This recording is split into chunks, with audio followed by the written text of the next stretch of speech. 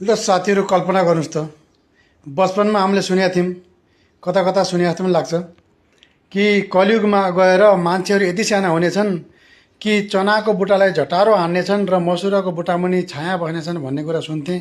यदि कल्पना गर्नुहोस् यदि मान्छे यति साना भइदिए भने कस्तो गर्छन् होला। ल हेर्नुहोस् त यहाँ यसरी चाहिँ खाना पकाउने डोजरले मेसिनले सबै कुरो मेसिनले अब मान्छे नै यति साना छन् अनि गर्ने के कुखुरा लेग पिसलाई चाहिँ यसरी केरलले उठाउनु पर्ने हो। सोच्नुहोस् यो अन्डालाई फुटाल्न पनि यसरी मेसिन लगाउनु पर्ने। अब हेर्नुहोस् अब कल्पना गरेर यो भात खाना पकाउँदाखेरि हेर्नुहोस् यो डोजरले चाहिँ मजाले चामल मिलाउनु पर्ने होइन।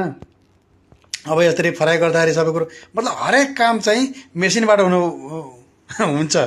अनि यी सब कुरो यो डोजरले चाहिँ ल हेर्नुहोस् भात बिरयानी उठाउँदैछ डोजरले अन्डा उठाउँदैछ सलादको प्लेट हेर्नुहोस्। मान्छेहरू चाहिँ यसरी चाहिँ गर्छ।